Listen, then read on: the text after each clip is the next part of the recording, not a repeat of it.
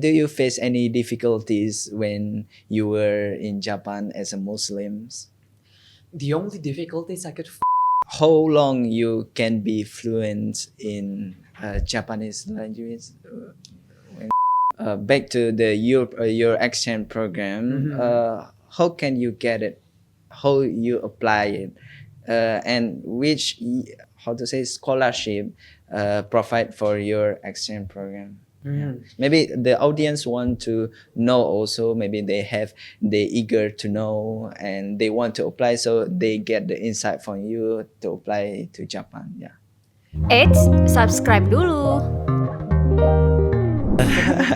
Okay, how are you today? もちろん元気ですよ。Okay, Geunta, could you to begin this podcast, could you briefly introduce yourself? Maybe to make this more interesting, maybe you can explain it in Japanese language. Oh, definitely, I would love to. じゃあ、はじめまして、皆さん、こんにちは、源太と申します。シャーコラ大学の、3年生、今、3年生、勉強します。まあ、昔話で日本語は今は全然練習、なんかちょっと話すは、ちょっとダメですから今。もう、ちょっと頑張ります。今です。今のために。Looks like so difficult to understand. Can you a bit explain what have you talked? It's practically, I'll try to explain it. My name is Geunta. I'm a Syiah Kuala University student at Communication Science. Currently 3rd year at the 6th semester to be exact. And I'm trying my best to speak Japanese here because it's been a long time, actually. It's been a long time since I spoken it. It's almost a year since I last in Japan.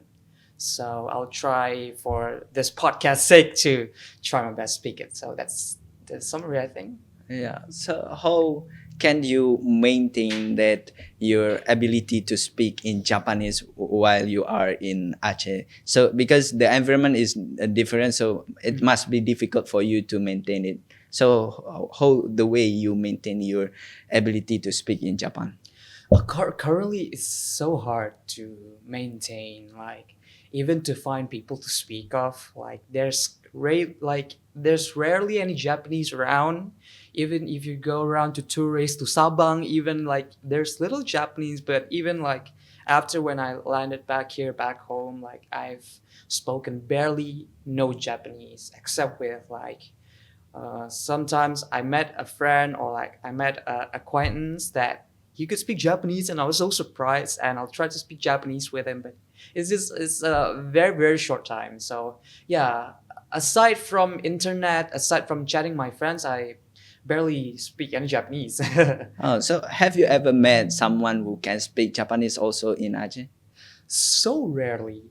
Aside from like I've met someone or like people who were working, but around my level, my age, like university students or even like high schoolers or like you youngsters, very little.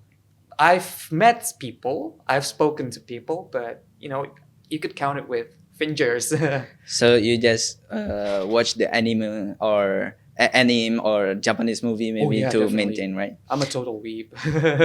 Oh, okay. Let's talk about your experience when you were in Japan. So could you tell us about how it's begin? Yeah, when the first time you applied for exchange program. Yeah. The first time, I think my first try or like my first experience to try to reach for like an education abroad started from my time back in high school. Like even though we're still focusing on UTBK, we're focusing on exams to focus on university in Indonesia, but me myself, I want to try to aim higher. So that's when I started to search for programs. I started to search for like undergraduate studies abroad, but sadly, I've enrolled, I've enlisted and tried to apply, but haven't found any luck. I'm still here, but I've also taken English tests as well. So yeah, I've started very very early on my quest for abroad education abroad. So you can speak Japan before you went to Japan or after you went to Japan? Barely I spoke any Japanese even before. Like I was a big fan of anime, of like even J-pop, music and stuff. Started from high school on COVID times, but even at that times I only know little words, like the most basic, trendy words, konnichiwa, arigato, like those Yeah. kind of words. Yeah. So it's not like I could speak coherently, I could speak like full on sentences like I could before. So yeah, like even when my times in Japan, in 1 month or 2 months, I could barely speak any Japanese. I see. Yeah, so back when I was in Fukui, my city is called Fukui. I learned in classes. I learned with my friends. Like I have a lot of Japanese friends, even foreigners as well who could speak Japanese really, really good. And even though I'm broken, like my Japanese is very broken. Konnichiwa, chotto, kore wa nan desu ka? It's like it's like Yeah. very, very not good Japanese. Uh, Very not good Japanese, but yeah, I'll try my best at that time. okay. Is it difficult to learn Japanese? I don't know. Depends on the person, actually. Personally, I think Japanese is like it's easier on the first level. Like there's the structure is kind of complex. We got 3 different kinds of wording or like words. Hiragana, katakana, and the most difficult part, kanji, which I think is like it's Chinese. It's basically Chinese characters in Japanese, Yeah. and you need to memorize it. And there's a lot, like around 5,000 characters, I think. Oh. Yeah, so you need to memorize all of them. Katakana. No, the kanji. Oh, kanji. The kanji, yes. So to which one that you memorize are able to speak? Which one of that Japanese language? baby like like a baby. No, maybe elementary. I'm currently on like elementary level Japanese, I think. Like I could speak very decent, I think. Not that decent, but I can hold myself in conversations. But like kanji, I know very little. Maybe daigaku for university, and there's like people, you just need to write this, very, very easy kanji, but currently I'm learning as well. Like I'm learning personally myself. When I have free times, I learn kanji. I try to write it, even the most hardest, like, all the characters. Yeah. So it's that hard. Oh, okay. Okay, maybe let's talk about back to your exchange program. How can you get it? How you apply it? And which how to say scholarship provide for your exchange program? Maybe the audience want to know also. Maybe they eager to know and they want to apply, so they get the insight from you to apply to Japan. Yeah. There's a lot. I mean, very, very many kinds of scholarships. If you want to go to Japan, so like in my case, like I have it's the first time open since COVID times. I think almost Yeah. in 4 years. It's the Fukui, University of Fukui student exchange program. It's like a broad exchange program initiated by the university itself, which students all over the world could participate and basically enlist in the program, which they have an academic agreement, basically. So my university in Syiah Kuala, they have an academic agreement with University of Fukui. So that's how I could enlist into the program. Okay. So what you did when you were in exchange program? Like, do you have any like beside your study? Do you Mhm. did any of others activity like community development or something? Many, I really, really like participating in local events, in local activities, in local festivals, I really, really like the culture. And when I went abroad, anywhere basically, I will try my best to, participate as a local, I'll try to Yeah. blend in as much as I could. So back in Japan, if there's any volunteer programs, Ah. I join a lot of them.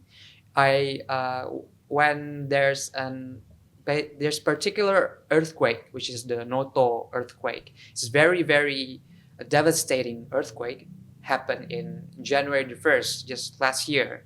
And Ah. I participated as a volunteer for fundraisings, basically. So it's basically us international students and a couple of local Japanese as well. We participated in fundraisings.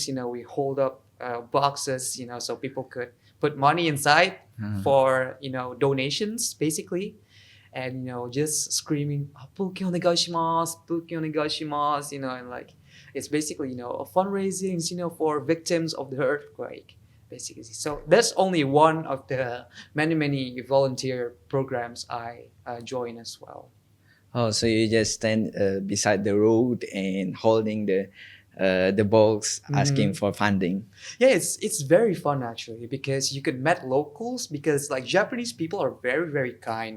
Mm. And like there's this instance where there's like a very little elementary student just goes up to me with her parents, hora Ah. hora agite, like it's like, oh, give it, just give. And like this the children is just because they're very shy, so they're reluctant, so it's like very, very happy, like there's a Oh. joy in me that see that, oh, there's people want to help, these people are very kind, and like the feeling when you help someone, it's like it's something, it's very hard to explain, but it's very happy to Yeah, yeah. experience. Yeah, in community development is very Yeah, interesting it's to very join, right? fun. Mhm. Yeah. I'm eager to know that do you have any like culture shock when you first time you went to Japan, like their culture, their language, or the environment that you felt when you were in Japan? Yeah, the first time. Oh, if we want to talk about that, we're gonna be here until the night. It's a long, long conversations, but maybe I could list several. Like the first time when I arrived at the airport, and like maybe around because I arrived in Tokyo at that time, there's hardly any trash cans. There's Ah. hardly any trash bins around. Even though like this is very clean, like almost in every street, in every building, there's hardly any trash around. It's very different when we go to Pasar Aceh, or like we just go to basically every street, Ulele, Lampu, there's always gonna be trashes around. But around even anywhere in Japan, there's hardly any trash and the trash bins. So when I just went for to buy a water or like buy food, of course there's like plastic. I need to throw it out. Like Yeah. I was trying to hardly to find like where's the trash can? So where do people go and throw out their trash? So Ah. it's like at that time, one week I just put it inside my pocket. I put it inside my bag, and then when I arrive at like a hotel or like apartment or like they have the trash cans in the supermarket, as Ah. well. So I threw it out there, but it's again, it's so hard, and also, people could drink from the tap water, Yeah, from the yeah. sink. Oh, yeah. Yeah, so almost every sink you could find on the toilet, on your washroom, on the dining room, almost everywhere. Public toilets as well. The water is drinkable. Wow. Yeah, and it's very clean. It's very nice to Yeah, see. that is awesome. Yeah, it's very, very awesome. So many, many things as well I could let's go on, like from the train stations, how people dress, the weather is very cold, it's my first time experiencing snow as well, Yeah. wearing winter clothes, the coldness and everything. Yeah, the list goes on. Yeah, as we may know, like there is any the biggest distinction between Chinese and Japanese in education, maybe environment of education. As we may know, right? Chinese is famous with their slowly life. Yeah, all the day we just sitting in coffee shop. So Yeah. what is the biggest distinction about the education environment between Chinese and Japanese? Yeah. I think what I noticed back in Japan, like Japanese are very, very serious kind of people. Like back in exam, like I had my final exam there. The library is so crowded, like every seats are empty, and it's open 24 hours. Almost 24 hours, I think. And there's people sleeping there, there's people eating as well. I mean, like they're not eating inside the library, but there's a canteen just like besides the library. They go there to have a meal and then go back and studying. And like the environment also supports it. Like the university gave blankets, they gave pillows as well. It's very, very relaxing and very, very comfortable place for studying, and like even at the site of exams, there's harshly like my friends, like they're focusing on their studies. They rarely ask me outside to go have a coffee, or like hanging out, for like even us back in Syiah Kuala, like even when exam nears, even deadline one day, we just go to coffee shops and coffee, sanger, Becomes and everything. a habit for Chinese. Yeah, definitely. I mean, I like at least we get the job done, but I mean they're more serious, I think. Even though like we're more laid back, but in sense of education, like they have a laid back side as well. Like after exams, they are very, very party people. Yeah. We went to karaoke, we went having fun, we go travels and stuff. But when there's jobs or works around, like they get very, very serious, I think. Oh, I see. So most of them are study holics. Yeah, very, very workaholics you could think as well. Yeah, study holic and workaholic. Studyholic and workaholic, like not even studies, like in works, in trash cans, in politeness, in manners, everything, they're very serious. Yeah, as a Muslims, which is the minority groups in Japan, is it? So do you face any difficulties when you were in Japan as a Muslims?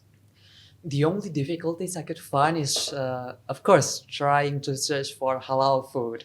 Wow. Yeah, halal food is so hard to find, and because almost every Japanese meal have some kind of haram things in it, like pork, lard, or like even the way they cut it is not also halal. So it's very hard to try to find. Like the nearest halal grocery store I could find is like 40 minutes from my living place, and like the bigger stores, like the biggest stores in my province is 1 hour 30 minutes away from from my apartment. So how you overcome that?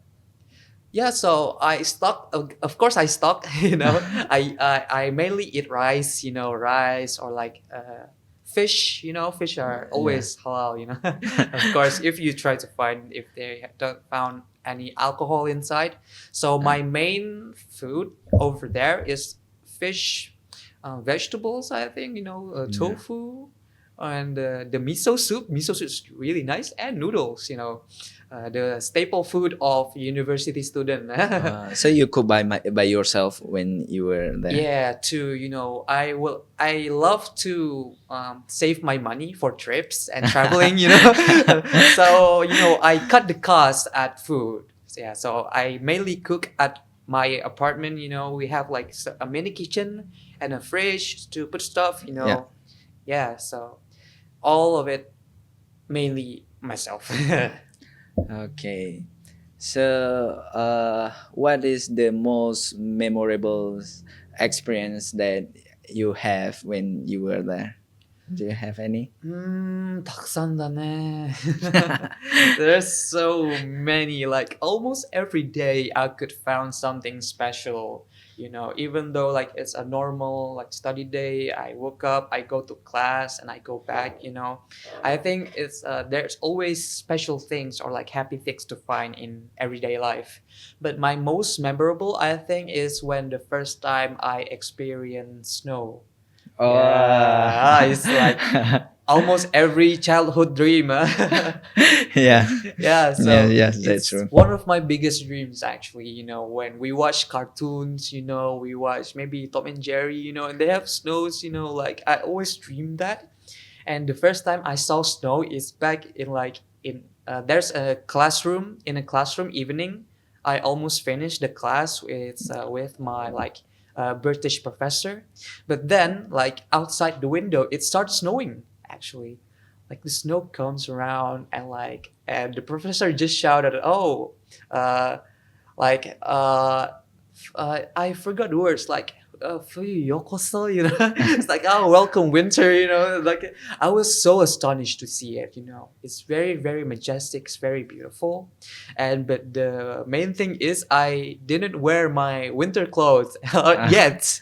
Like Yeah. I only wear like casual jacket. Of course, it's warm, but I don't have like the overcoat, you know, the hoodie to or like even my umbrella. I don't bring any umbrella around. So on the trip back to my apartment, it took 15 minutes back to my apartment.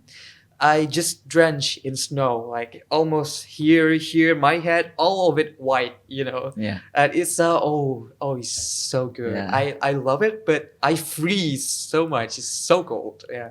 Yeah, I really want to feel that too. Oh yeah, please, you need to come to Japan.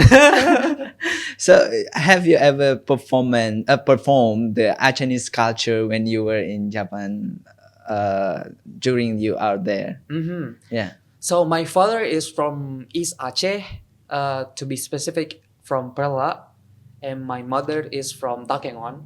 Like so, she's basically Guyanese. And from my home there to Japan, I also bring like a set of traditional clothes. To be exact, Guyanese traditional clothes. So you know, like the Krawang Gayo, you know, but not like the big wool sheet. Only like the clothes and a peci, you know, of course, and like some sarong, you know. I didn't bring a whole set, but I tried to bring lightly as possible, you know. So there's this kind of event which is like an international culture show. Yeah. Conducted by the university. So there's many nations around. There's Indians, there's Pakistanis, there's Chinese, there are Koreans, there's also Hungarians as well, like Americans, like they all of them like to try to show their culture. Yeah. And as an Indonesian diaspora as well, like there's also my friends from Java, you know, they wear Javanese clothes.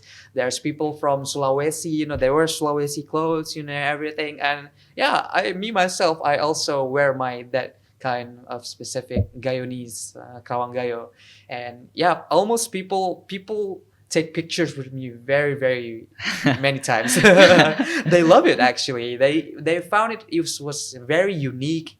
The color is very vivid, and they like the history of it as well because I explained the history in front of all the people inside events, and yeah, so many fun times inside. Okay. Is there any like Achenese group community or Indonesian group community in Japan? Like we can find in Malaysia, there is a lot of Achenese group. How about Japan? Is there any? There's a lot actually, but mainly we could find that in major cities, you know, like in Kyoto, in Hokkaido, Nagoya, or like in Tokyo, like in the main cities. But in where I am located in Fukui, you know, it's a very small but very nice city. So we there's little Indonesians around. Oh, Yeah. So even though like of course there's Indonesians, but from Aceh, I think I haven't found anyone from Aceh. It's only me in the whole province. You know, I'm the only Achenese there. So, but the like Indonesian local communities. Of course, we got the PPI, the Yeah. Persatuan Pelajar Indonesia over there, the local chapter. And also in the university, we also have our own Indonesian community. We have 2 Indonesian restaurants. There's near the university. There's also one in the city center. So you could also Nasi Padang? Nasi Padang, yeah. Like but it costs very expensive. 100,000. 100,000 for a nasi padang. Of course, So it's expensive, abroad, so expensive. But yeah, if you enter the restaurant, there's of course many Indonesians. How long you can be fluent in Japanese language when you were there? まあ今からちょっと1年間ぐらいかなと思いますね。It's like I think I've spent a year until now studying Japanese, and if the audiences know the JLPT levels, it's similar in English as IELTS, as TOEFL for like scoring as well. Yeah. And I'm nearing N4 for now, but I'm trying to reach N3 by the end of the year. So of course it's gonna take a long time. But if you're really, really diligent, you focus every day, you try to practice, you immerse yourself with Japanese every day, like in your phone settings, Japanese, your social media is Japanese, your content as well, like everything you saw is Japanese. Of course, you could improve tons of times, Yeah. And I know that you I mean your sister also established the community speaking for fun for English. Do you have any to establish a community for Japanese for the Chinese youth or youngster who want to speak Japanese, so you can provide the community in Aceh so they can learn to speak Japanese also? I actually tried that once as well. It's a very, very big dream of mine, but I'm still trying to research stuff or like methods to do it, because we rarely have any Japanese people, especially youth, speaking Japanese around in Aceh or like in Banda Aceh. Yeah. But back in January this year, I started like this kind of a pilot project only just to test the environment, to see like it's kind of the Japanese speaking community around, so we gathered around I think 10 people who were very interested in Japanese. Yeah. Like some of them could speak Japanese, some of them could not, but it's just to try to make a community and to see if people are interested. And I think there's a lot of people are interested in foreign languages, in foreign cultures, especially in Japanese, but not all of them are very, very fun. So it's very hard to try to speak, to people around, because I think maybe at that time, maybe in January, I haven't met people who are like-minded, But at that time, all the 10 people who come to my project, it feels like a Japanese class, not a Japanese community, I think. So, but of course, maybe in the span of maybe weeks or months, when I try to search or try networking as well, if I could find maybe like-minded people, I would love to start a Japanese community around, But I consider there is some school that teach the Japanese language also in Aceh, isn't it? I think, yeah, I heard there's one inside Banda Aceh. And there's a lot of also Japanese courses or Japanese language classes around in Aceh. You can find it near what do you call the region? It's basically near Suzuya, I think. I also enlist classes there, and there's a lot of working people as well, like in the universities that could speak Japanese, or in the diaspora, there's also Japanese speaking people. But of course, for me, youngsters, university students who have time for it, of course, if people want to dedicate time, it's very hard to find. So what is the most difficulties when we learn Japanese? So can you teach me maybe how I can speak Japanese? Oh, currently, Yeah, of course, it's Yeah, very, just very a easy. simple sentence maybe. A simple sentence. So maybe we'll try with hello. Yeah. My name is blah blah blah, Yeah. and then thank you. Yeah. Yeah. Okay, try it. Okay. That's So to say hello, konnichiwa. konnichiwa. Yeah, it's very easy. Yeah. Konnichiwa. You know, Yeah. like if maybe you ever heard of Ohayo. You know, Yeah, or like, Ohio. Good Ohio morning. is good morning. Yeah. But for hello, general hello, if in the day is konnichiwa. Oh, You know? konnichiwa. Yeah, konnichiwa is like very Like basic. assalamualaikum. Yes, yeah. So konnichiwa, you know, you do with a little bow, you know. It's like konnichiwa, you know, and Yeah. like just so your name is Saidiru, like. Yeah. So in Japanese, it's Saidiru. Saidiru. Saidiru. Oh, Yes. we have like abbreviation or what in the end, right? Yeah, it's a ru. Uru. Yeah, a ru. Because in Japanese we don't have the letter L, so every letter will have L's in it. We pronounce it as er Oh, with an R, you know. Saidiru. So Saidiru. Saidiru. Okay. Hi. Ine. So, Arigato. yes, you can, Yeah, you can speak. yeah. Thank you. I'm anime lover also. Oh, yeah, we need to watch I anime used to sometimes. watch it too much. I see. So, yeah. Konnichiwa.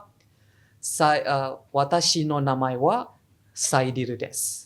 Banda Banda Chinese Sundaimas. Oh, yeah, you know already. Yeah, I didn't need to teach you. Huh? So you can fluent in passive skill or active skill also. Like you can write or you can only speak or speak and listen. I think to write, I could write in like basic sentences, but I'm more comfortable in typing. You know, in typing words Right. over in computer or like in phones, I could type it. If I know the word, I could type it basically, and if I know the kanji as well, yeah. Yeah. What is the most differences between kanji, kanakata, and what is another? Hiragana. Hiragana. What is Yeah. the most differences between that So, three types? to harshly explain it, hiragana is more like it's basically just like the alphabet, the regular alphabet of Japanese. So how you pronounce things, you know, there's A, B, C, D, E. So in hiragana, of course, there's gonna be like a, I, U, E, O. You know, Yeah. there's like, you know, there's wa, and there's this rari, ruredo, you know, those kind of simple stuffs. But hiragana is mainly for Japanese words. So for konnichiwa or watashi no namae wa, yeah, so it's all in hiragana. I see. So Yes. that is the most easiest one. Yes, the basic one. Yeah. Yeah, it's trying to learn the alphabet. So, but katakana is for foreign words. So, like your name, Saidiru. So, Saidiru, it's always pronounced the Okay. same, Okay. but the way you write it is different. I see. Yes, so the main difference is the way you write it. In hiragana is for Japanese words. So, katakana is for foreign words. You know, so for coffee, kohi, kohi is coffee. Is of course it's foreign words, right? Yeah. You write in katakana. Yeah. Yeah, basically. So the another one. Oh, the kanji. Yeah. So kanji is because if you try to write it all down, it's gonna be very long, right? Yeah. Yeah. So like wa ta shi no. It's very long. So the way Japanese shorten it is with kanji. Basically, if you could, it's very harshly explained. I'm not a kanji expert myself, but from what my my understanding, basically. Okay. So you try with watashi. There's a kanji for it. You write watashi. No is like grammar, so you write it in hiragana. Namae is also in kanji. Wa hiragana. Saidiru katakana. Yeah. Des hiragana. So It's much more shorter, right? Yeah. If you try to imagine, it's very harsh. But I'll try my best. Yeah. I used to learn also what Chinese language. So they only have 44 consonant and Yes. 22 vocal. How about that Japanese? Japanese. Much more, right? I think like Japanese is much more simpler in pronunciation terms. Yeah. Like it's almost similar to the Latin alphabet type of pronunciation. Like almost similar to Indonesian as well. We pronounce a with a, I, u, e on same like rari, ru, re, ro. Maybe there's like special words like su, and there's like the like some kind of penekanan as well. Yeah. So, but aside from that, it's very very simple. That's why if you Naruto, Dragon Ball, or like Yeah. Kamen Rider, even Yeah. like there's many people Indonesians who love it. It's because like it's easier to pronounce as well. So basically, how long for the beginner who start to study Japanese to be they can speak? How long it will take time? So assuming if one is actually very focused and very very like ambitious to learning it, Yeah.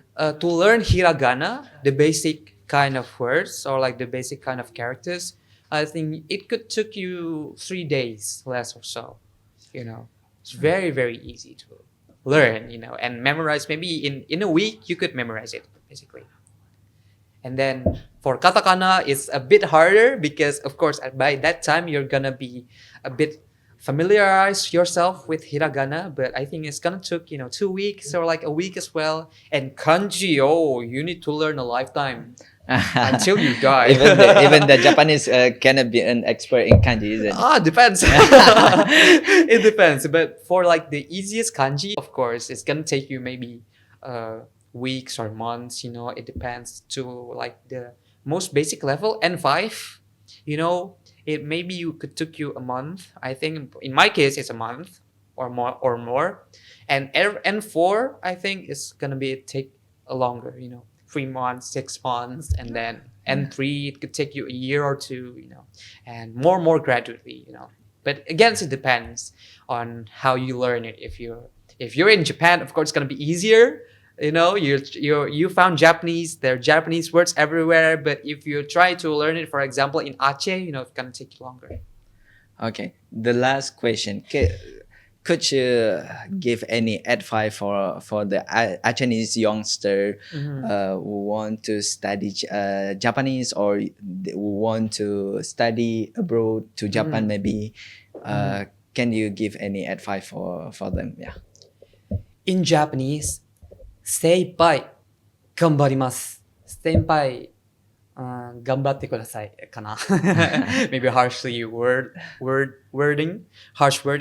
But try your best because I think many people, especially myself, like we doubt ourselves many times, like we doubt ourselves, how could we do it? Could we pass abroad? We doubt our English, we doubt our skills, we doubt our abilities. But the basic thing is, you don't need to wait actually. You don't need to find any perfect conditions. I need to master my English first. I need to finish my university degree first. I need to find a job first. No. If you want to start it as soon as possible, then the best or perfect conditions is to start. So no other conditions. The perfect condition is to start yourself. So start to learn, start to search for stuff. Even though maybe there's hardships, it's not gonna be easy. Life is a struggle itself, but there's no other way rather than struggling. If we want, of course, Japan is like very high. Maybe to enter university to learn, like it's a very very challenge. But the way to overcome that challenge, you need progress. Yeah. And to progress, you need to start. So anything, learning English or like basically not even Japanese. If you want to go abroad, if you want to go to start something, maybe ambitious or to start something from zero, you need to make the one first. You need to make that jump. Stop, put your feet on that pebble, put your feet on that rock and leap. So just start, I think. Yeah. So what they need only willingness, action, and commitment. Yes, and courage as well. There's always gonna be people who are thinking of like, oh, could you even do it? Or like, of course, like people opinions, but I like for personally, it's only like there are always gonna be people who support you. So always you're not alone. There's Yeah. always gonna be people who are like-minded. Like if you want to learn Japanese, there's people like me. Like you could find people who want to learn Japanese, like basically locally online, or you want to learn something. There's always gonna be people from family, from friends. There are always gonna be people supporting you. So you're not alone in the struggle. Okay, thank you, Geunta, for your times today. Hi. Yeah, arigatou gozaimasu. Arigatou gozaimasu. Yeah, we are very grateful you are being here today, and thank you for your time. And I hopefully many of youngsters in Aceh will take this session for their insight. Yeah, thank you for your time. Thank you very much. Arigatou gozaimasu. Arigatou gozaimasu. Arigatou gozaimasu, minasan. Jika video ini bermanfaat untuk Anda, silakan subscribe, like, dan nyalakan loncengnya.